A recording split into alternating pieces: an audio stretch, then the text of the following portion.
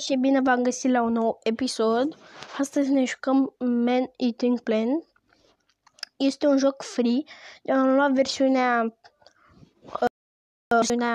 VIP pentru că îți dă câțiva bani, câteva gemuri și câteva skip ad. Știți?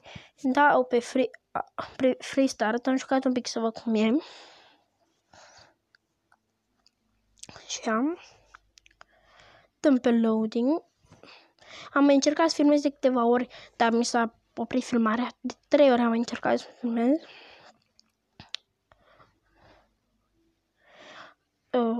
Recent sunt foarte obosit de acești vulgari. Ok. Așa că am decis să cresc o plantă.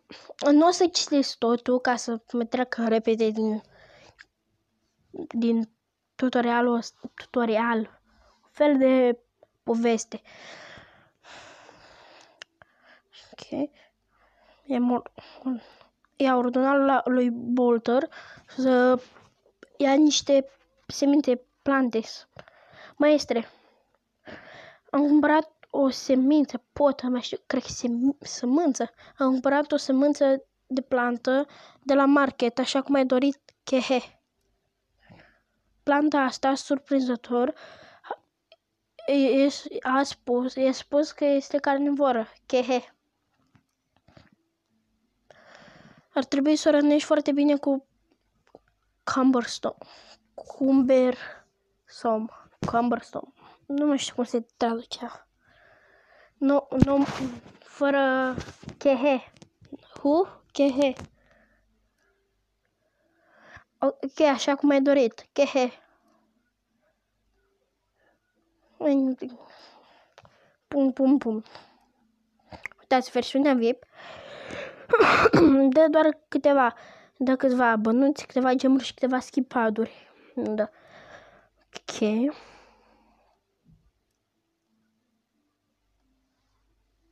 A început planta să crească. Nu arată cum care. Să o dăm mai mult. Am aici upgrade-uri. Am pus upgrade de la level 4 de bea.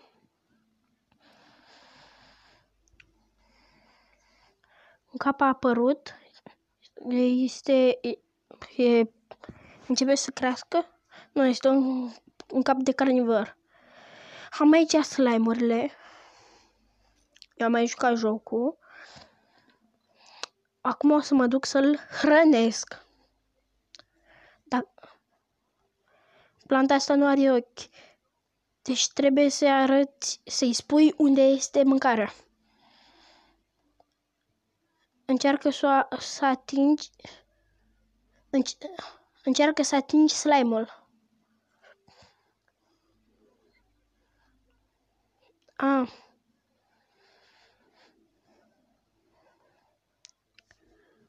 Ok. Bani. Ok.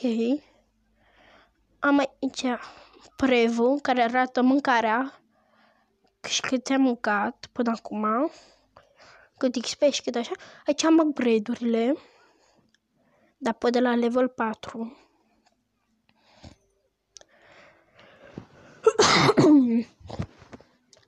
În dreapta am abilitățile.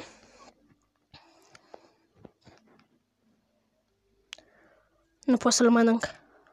Așa. Uitați, dacă vă uitați prin gaura din perete, o să vedeți un fel de easter egg. Nu vi le spun. O să-l vedeți voi. Acum putem să upgradăm. Să-l fac level 5 ambele. Așa. Să nu le fac 10 ca în bani de la VIP. Sunt cam obosit pentru că nu prea am dormit la seară. Ok. Am aici double XP. Receive coins. Aici am Dark Magic. Adică aici vă puteți upgrada abilitățile să dureze mai mult, să fie mai puternice. Așa, aici am shop-ul. Am și peturi. Am 2 peturi eu acum deblocate. Dragon și Game Developer. Să le blochez la level 5. Următoarea mâncare. Goblinul.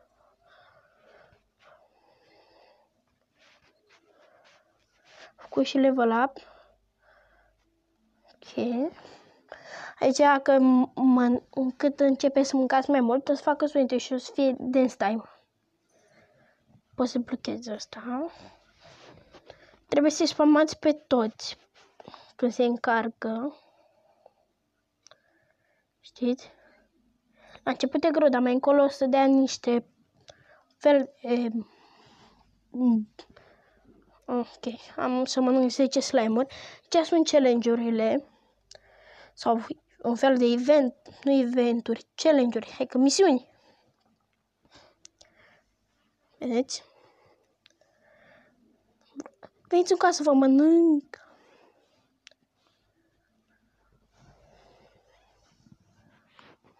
Bani.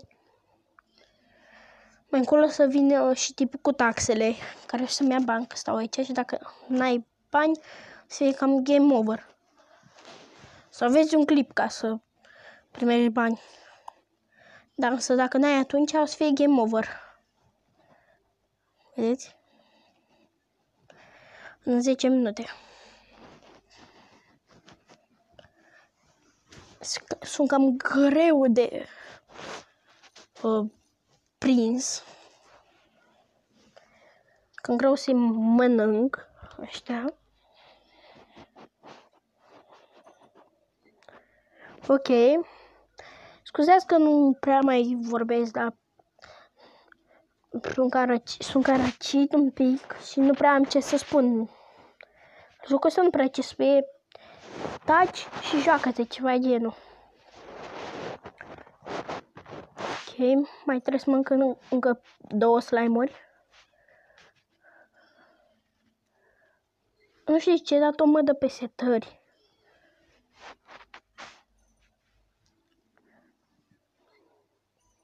Ok. Completat task-ul, misiunea.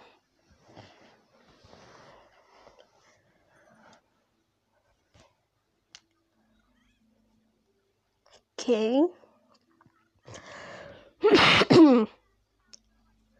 Aici îi mănânc. Da, uitați, dance time. Și la dance time aruncă cu bani în continuu. Dacă o să vă mai placă, o să mai jucăm jocul. La level 7 am auto food sau ceva de genul, nu știu sigur. Dacă vezi un clip și spamează gratis pentru 3 minute. Dreapta sunt abilitățile. Cea de la level 8 este rage-ul. Odată ce l-ați cumpărat ține permanent. Cea de la level 15 este ochi, pentru că planta ați văzut că n-are ochi și trebuie și pentru un minut vede. Cea de la level 20 este scut, adică dacă puneți abilitatea de la level 9, o să apară din lumea noastră oameni și unii au arme, polițiști, o să fie și ceva genul, nu știu, de samurai sau terminator. Și de la level 9 și la level 29, nu știu, că încă n-am deblocat abilitatea aia. Și cam atât jocul. Am aici misiunile. Și dacă v-a plăcut, nu uitați să apăsați butonul de like și noi revedem data viitoare.